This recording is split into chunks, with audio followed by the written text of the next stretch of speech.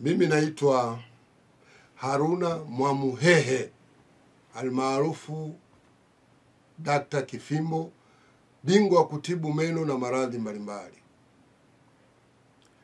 Nadhani ni mtu ambaye nimeifanyia nchi hii kazi kubwa sana,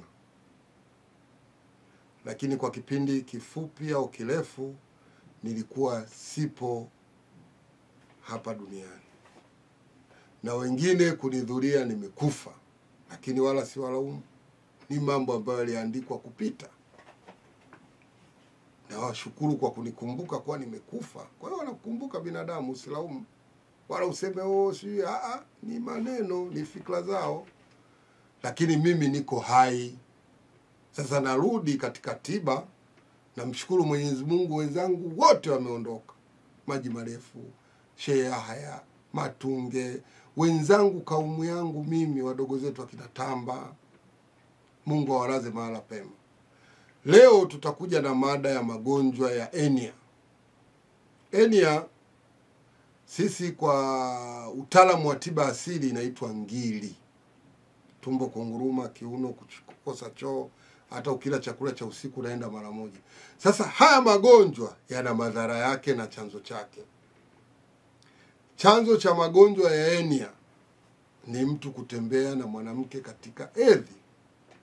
Vitabu vya dini vinakataza, na kuna stori ndefu ya mtume wetu Muhammad sallallahu alaihi wasallam yaliongelewa hayo. Mimi si shekhe, mimi ni mhubiri wa tiba asili, lakini ni miongoni mwa watu wenye imani.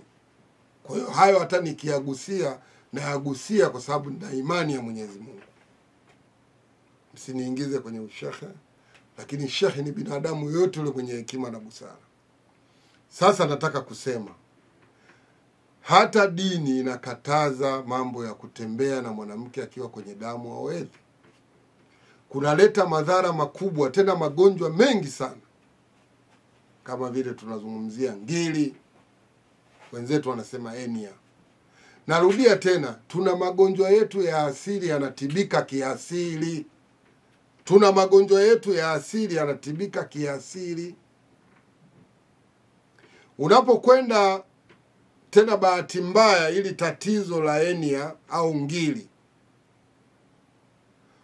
huwa mara nyingi ukishapata magonjwa hayo, typhoid ndio inapojificha. Na walio wengi, kuna matatizo ya typhoid imekomaa, yeye anadhani homa, yeye anapima. Tupime vipimo vya typhoid, kwa sababu hii hernia au ngiri inaambatana na typhoid, na typhoid inakuja kuleta madhara makubwa sana na kupa magonjwa mengi. Sasa chanzo kikubwa cha ugonjwa unayeitwa ngiri, sisi tunaita ngiri, nyinyi mnasema hernia, maradhi ya matumbo ya kina baba.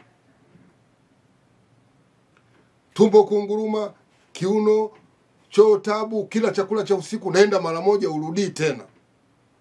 Kiuno kuuma, tumbo kunguruma, ukila chakula cha usiku naenda mara moja, kwa sababu ya kwanza, uko nyuma ulijichua, ukaliasili tezi dume. Sababu ya pili inakuja tena kitu kingine, ambacho hichi kitu ndugu yangu kinakuletea madhara makubwa. Ya kwanza, kinaua nguvu za kiume. Ya pili, uendeshaji wa manii unakuwa tofauti na unakuwa na maradhi mengi. Tumbo ndiyo injini, ikiwa inapeleka tofauti, magonjwa yanakuja mengi.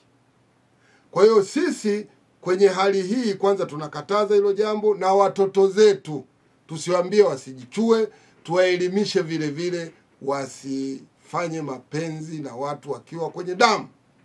Ni uchafu mkubwa. Yule mtu unatakiwa kisheria hata kulala kitanda kimoja usifanye na wenzetu wa Arabu. Hawa watu weupe wana vitanda vyao. Na huyu mama wakati wa hedhi, nitakuja kuhadisia sana upande wa kina mama, lakini saizi tunahadisia matatizo ya nguvu za kiume yanatokana na tatizo gani.